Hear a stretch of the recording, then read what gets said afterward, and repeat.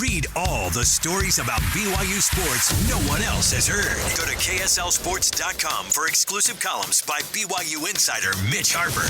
That's KSLSports.com. All right, everybody, welcome back. It is First and 12 right here on KSL News Radio, also heard on the KSL Sports Zone every Sunday and also via podcast. Anywhere podcasts you love can be found, they are going to be right there. Mitch Harper, Alex Kirry. It's a bye week for BYU, which means we didn't have a lot of games to break down, but we certainly had a lot of actual games across the Big 12 to break down, and that's what we're going to do right now. All of it brought to you by the folks at Macy's. Happy shopping.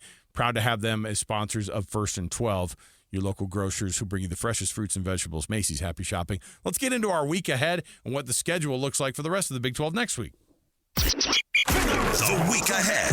Matchups that have us the most excited about the week to come in the Big 12. How about this one, Alex? Thursday night, the Dana Holgorsen Bowl. West Virginia goes to Houston, 5 p.m. on FS1. If there's a game where Houston can rise up, maybe it's this one for their head coach as he goes up against his old team. Well, and not only that, like, just based off of what we've seen by the Big 12 the rest of the way, of course Houston's going to blow out West Virginia, right? Like, just based off of any of the guesses. I mean, just knowing that we have no clue what's going to happen in a lot of these games. And a Thursday game feels really weird for a Big 12 matchup, but Houston's like, no, we do Thursday games. Come on. We do this all the time. West Virginia's like, we haven't done this in a long time. And I'll tell you, this is an interesting game because Dana Holgorsen, it's not just about getting back that old team, getting back at his old team he used to be the head coach of. I think it's also like, hey, man, people are not taking me seriously right now. And if there's anybody, this other guy, Neil Brown's supposed to be on the hot seat, but it's me on the hot seat, Dana Holgorsen, the secret. So you're hosting one at home. That could be your first Big 12 win in the conference. Boy, they need it. And Houston, it's a game that they really, really need. And it's a Thursday matchup, which is always kind of weird as well. You got a lot of teams who are going to be sitting out.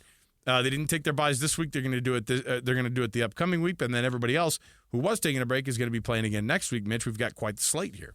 We do. And Saturday morning it starts with Iowa State at Cincinnati, 10 a.m. FS1. A lot of FS1 games this weekend because MLB playoffs will be taking over network TV. So a lot of the Big 12 action will relegate to FS1, but Cyclones and Bearcats, Cyclones look to keep their win streak going after that big win over TCU. Two rivals or two mascots who are nebulous. No one knows a lot about a Cyclone or a Bearcat, but there they are facing off against one another. Kansas and Oklahoma State, this is an interesting one. This is underrated, too, because they're going to be kicking off around the same time BYU and TCU do, but Kansas and Oklahoma State, that's a game where Mike Gundy could go, we're just going to absolutely shock everybody. You could see both teams at the end of that game with two losses. Oklahoma State could go to 4-2. Kansas could go to 5-2 on the year, and I wouldn't be a bit surprised because it's in Stillwater.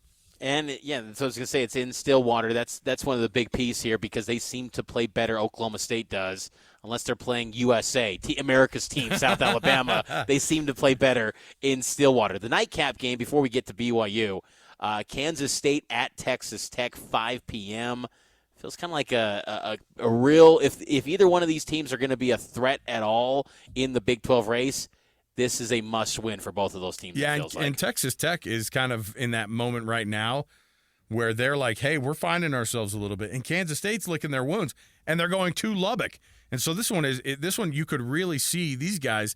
You talk about our power rankings. If you missed any of them, you can go back and listen to the podcast of our first segment of this hour. But Texas Tech is on the rise, and Kansas State falling the other direction.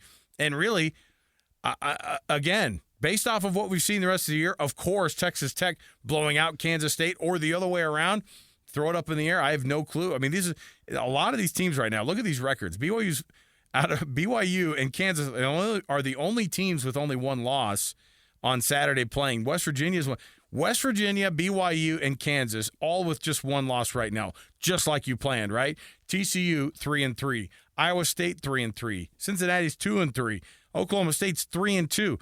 Kansas State and Texas Tech are both 3-2 and 3-3 respectively. I mean, it's absolutely beating each other up across the board in this conference. And frankly, I'm here for all of it. I want to see just absolute mayhem. Who cares? I mean, are people really going, I want to see a representative from the conference going to the Big 12 or going to the college football playoff? It's like, I don't care. I want to see these teams go at it and fight for who's going to be the top of this league, because next year it's not going to be Oklahoma or Texas. So somebody show me what you got here. And this next week is obviously going to be one to prove that. And TCU hosting BYU is, of course, the big one for us folks here locally. Yeah, 1:30 kick. Extended pregame begins at 11 a.m. from Fort Worth on KSL News Radio. TV broadcast will be on ESPN, but the whole call will be here on the legacy home of the Cougars, KSL News Radio. And, this is a good game. It's a good matchup, a historical conference rival matchup. I was thinking about it, Alex. These teams last played in a conference in 2010, and it just blows me away to think that's been 13 years ago for incoming, freshmen that just, got to Fort Worth or got to Provo this fall.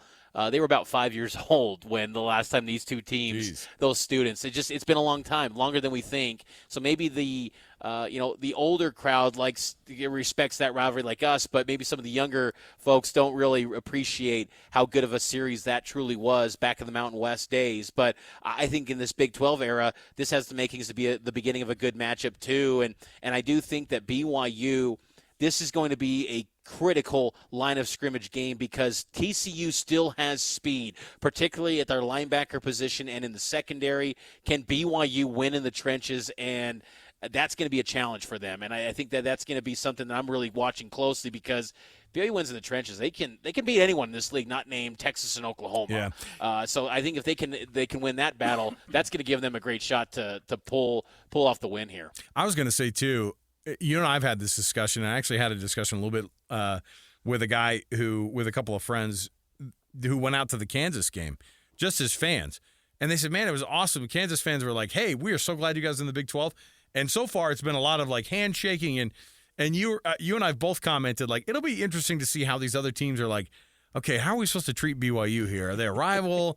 They're new. We kind of like them. We kind of hate them. There's all sorts of weird stuff here. We don't really know these guys very well. That is not a question with TCU. TCU is like, oh, no, we have the BYU hate down already. We are fine. We know how – there's a reason why you can't make it to this game, right, if you're a BYU fan.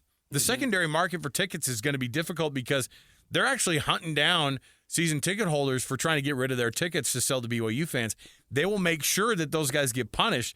They'll be punitive to people who are giving their tickets to BYU fans or selling their tickets to BYU fans.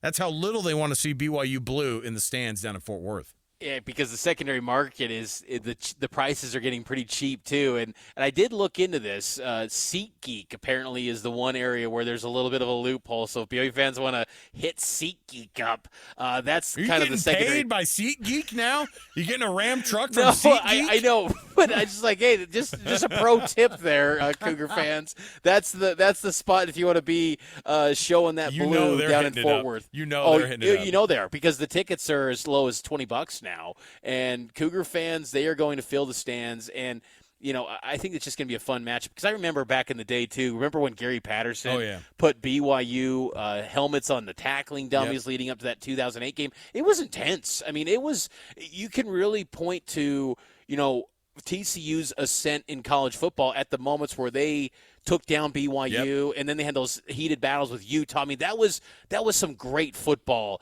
during that stretch, and to see that back is awesome. I think both you and I, we're really excited to see this series continue because, man, this has been something that's been missing, too, for BYU, is just playing a game against not a traditional in-state foe, but there's a series that has some juice to it because BYU hasn't had this in more than a decade. And even Sonny Dykes at Big 12 Media Day said, man, I have a lot of respect for BYU.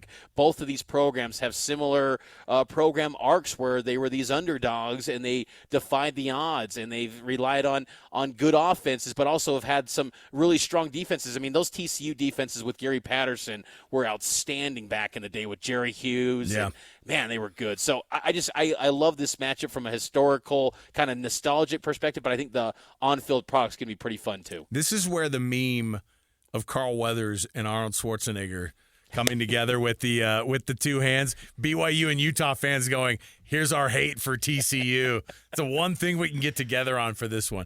All right, Mitch, you and I will also perform that same meme right now and end the program. So Another 1st and 12 in the books, man.